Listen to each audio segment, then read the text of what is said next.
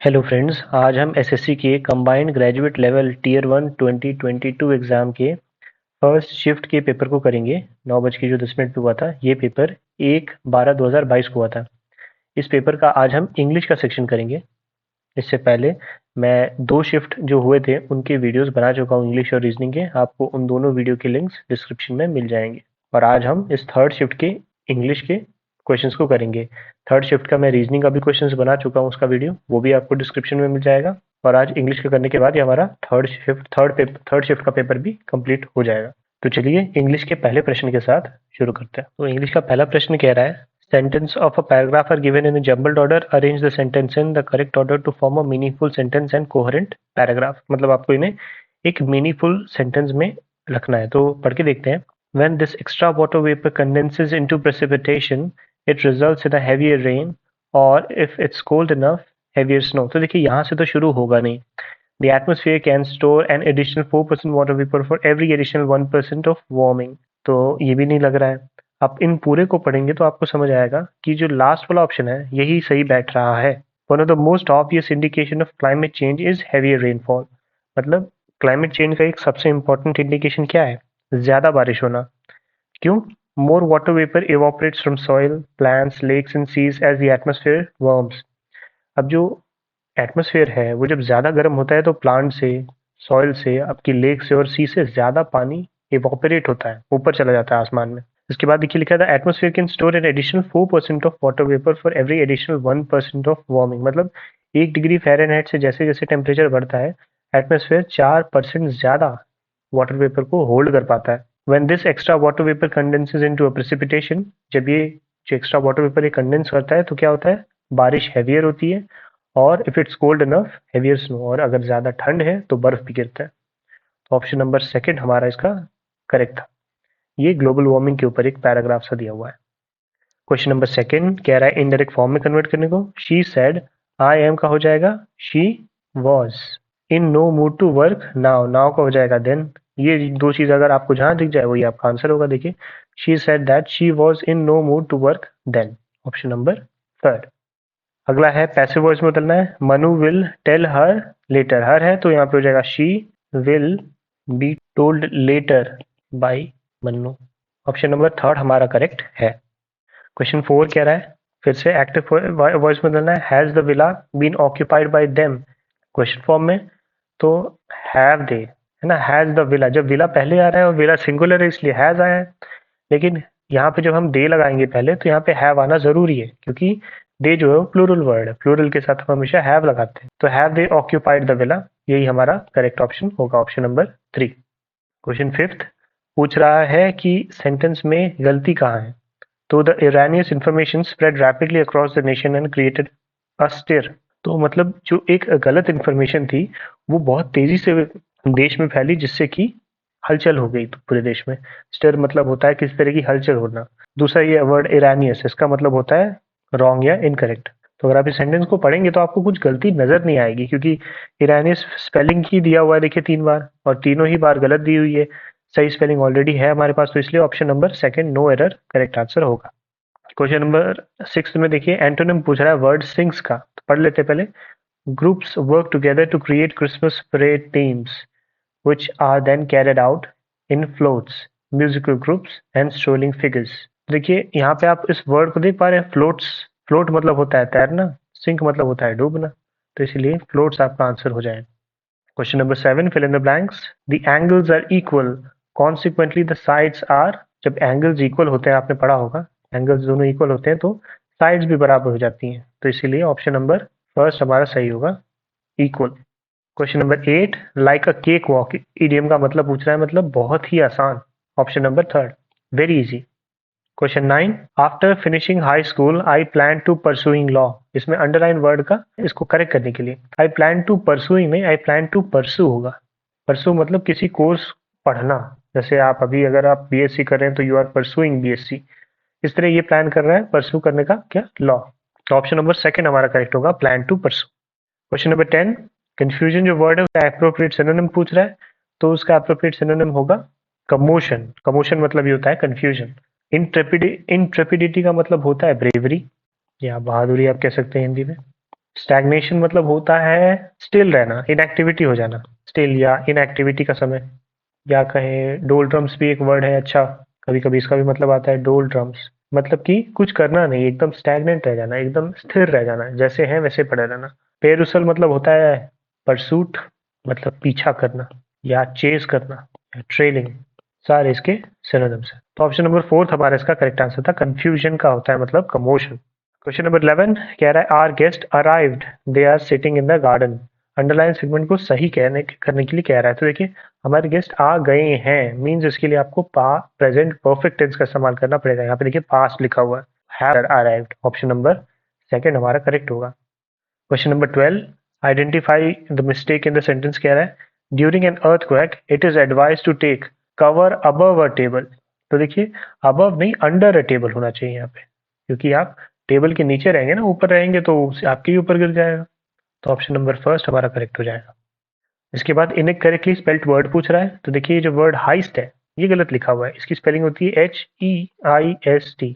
आपने money heist देखा होगा, बहुत ही पॉपुलर शो रहा। हाइस्ट का मतलब होता है आर्म्ड रॉबरी, जैसा कि मनी हाइस्ट में था भी, या थेफ्ट।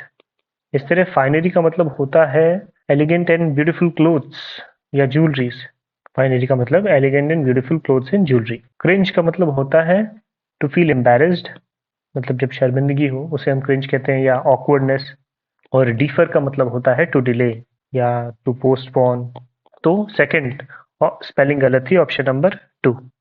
इसके बाद अगला इडियम का मतलब पूछ रहा है ऑल आइज, मतलब कि वॉचिंग ईगरली, है ना। ऑल आइज कहते हैं हम कई बार, वी आर ऑल आइज मतलब हम देखने के लिए उत्सुक हैं। ऑप्शन नंबर सेकंड करेक्ट है। क्वेश्चन नंबर 15 कह रहा है अंडरलाइन सेगमेंट का करेक्ट फॉर्म पूछ रहा है he was looking in to his book for the last 2 hours but couldn't find it. देखिए लुकिंग इनटू द बुक्स, अब आप सेंटेंस को जब पढ़ेंगे तो लगेगा कि वो अपनी किताब 2 घंटे से खोज रहा था, लेकिन 2 घंटे से किताब के अंदर देख रहा था ऐसा मतलब नहीं आ रहा है। तो इसीलिए ऑप्शन नंबर थर्ड हमारा करेक्ट होगा, ही was looking for his book for the last 2 hours but couldn't find it. यहाँ देखिए कुडंट फाइंड इट से आपको पता चलता है कि वो किताब खोज ही रहा था। ऑप्शन नंबर थर्ड हमारा correct. Question 16 fill in the blanks. Ram was praise for his dash leadership, for his visionary leadership, मतलब वो देख पा रहा था कि लीडरशिप बना के वो आगे कैसे इसको एग्जीक्यूट कर सकता है, तो इसीलिए विजनरी शब्द सबसे अप्रोप्रिएट बैठेगा। इमेजनरी मतलब काल्पनिक होता है, और मैजिकल मतलब तो मैजिकली, और ब्रॉड मतलब होता है चौड़ा। तो ऑप्शन नंबर सेकंड ही हमारा सही बैठ रहा था। क्वेश्चन नंबर 17 कह रहा है select the most appropriate word segment from the underline word in the given sentence, मतलब रिड्यूस की जगह हम बाकी और क्या यूज कर सकते हैं। तो पढ़ते हैं Pintu has been advise to reduce smoking by his family doctor. Reduce के लिए हम कौन सा शब्द यूज इस्तेमाल कर सकते हैं इन ऑप्शन में, कट डाउन। कट डाउन मतलब कम कर देना, तो ऑप्शन नंबर फर्स्ट हमारा करेक्ट है। क्वेश्चन 18 कह रहा है एंटोनिम पूछ रहा है वर्ड रिबिलियन का। रिबिलियन मतलब होता है क्या, अपराइजिंग, या आप कह सकते हैं रिवोल्ट। तो उसका ऑपोजिट हो जाए लॉयल्टी, मतलब किसी के प्रति लॉयल रहना या रिवोल्ट न करना। अपराइजिंग जो वर्ड है ये इसका सिनोनिम ही हो गया। सिडिशन मतलब भड़काऊ भाषण को हम सिडिशन कहते हैं, एजिटेशन, या आप कह सकते हैं इंसाइटमेंट। प्रोवोकेशन भी एक शब्द है। तो ये कुछ शब्द है। अलॉटमेंट मतलब अलॉट कर देना कुछ, अलॉट या असाइन कर देना। तो ऑप्शन नंबर सेकंड ये हमारा करेक्ट बैठ रहा था। क्वेश्चन नंबर 19 एंटोनिम पूछ रहा है हॉस्पिटैलिटी का। हॉस्पिटैलिटी मतलब होता है किसी को, मतलब किसी की बहुत सेवा करना, मतलब जब हम वो आदर सत्कार कहते हैं उसी को हम हॉस्पिटैलिटी कहते हैं। उसका उल्टा हो जाएगा कोडनेस, मतलब गुस्सा दिखाना या क्रोध व्यक्त करना। कंप्लेंट मतलब शिकायत करना होता है। कॉर्डियलिटी मतलब होता है फ्रेंडलीनेस, ये वाला वर्ड जो है इसका सिनोनिम हो जाएगा। और रैथफुल मतलब होता है एंगर, या बहुत एंग्री कोई हो, तो उसके लिए हम रैथ शब्द का इस्तेमाल करते हैं। क्वेश्चन नंबर 20 पूछ रहा है एडवर्ब ऑफ मैनर यूज करना है आपको। देखेंगे ही डन हिज वर्क रेगुलरली, ये टाइम का कुछ कुछ बता रहा है। Yes just done his work, ये भी कुछ समय से ही है। He does his work carefully, देखिए शब्द केयरफुली से समझ में आता है ये एक मैनरिज्म को दिखा रहा है, तो इसीलिए ऑप्शन नंबर थर्ड हमारा करेक्ट हो जाएगा। अब क्वेश्चन नंबर 21 से हमारे पास पैसेज आ गया, तो पैसेज पढ़ के देखते हैं।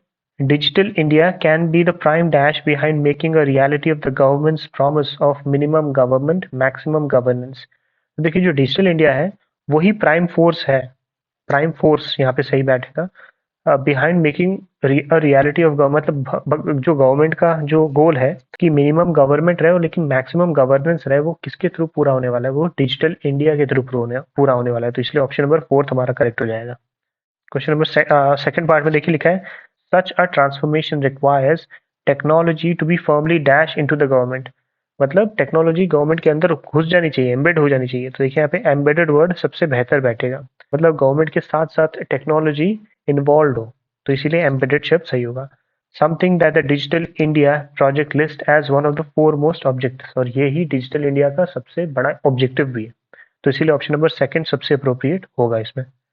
अब अगला देखते हैं, थर्ड वाले ब्लॉक में क्या कह रहा है। Embedding technology into government dash will do three things, transform the government and make it more transparent and efficient, transform the lives of citizens specially those at the bottom of the. तो देखिए government को embed करेंगे ये technology government में, तो क्या होगा, ये जो प्रोसेस होगा ये क्या करेगा, ये तीन चीजें करेगा। पहले तो ट्रांसफॉर्म कर देगा गवर्नमेंट को, ये बहुत ही ट्रांसपेरेंट करेगा, इफिशिएंट करेगा और ट्रांसफॉर्म करेगा लोगों की लाइफ्स को, specially those at the bottom of the. ये जो पिरामिड हुआ करता है तो इसी की बात कर रहे होंगे, बॉटम ऑफ द पिरामिड वाली ही बात होती है। तो bottom of the dash pyramid means bottom of the proverbial pyramid. Proverbial मतलब क्या होता है, जो हम लोग एक वर्ब के फॉर्म में तो इसे यूज करते हैं ना कि ये आखिर ये पिरामिड में ये नीचे वाले लोग सबसे ज्यादा है और सबसे कम सैलरी है इनकी, और ये जो टॉप में है सबसे कम लोग हैं लेकिन इनकी सबसे ज्यादा सैलरी है।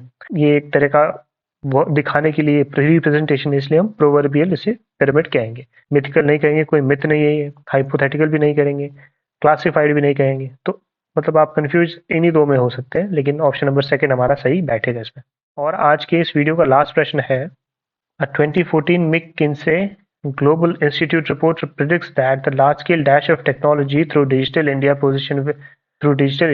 positions India with the biggest opportunity to accelerate economic growth। देखिए लार्ज स्केल क्या है, हम अडेप्ट कर रहे हैं ना इसे, तो अडेप्टेशन ऑफ टेक्नोलॉजी।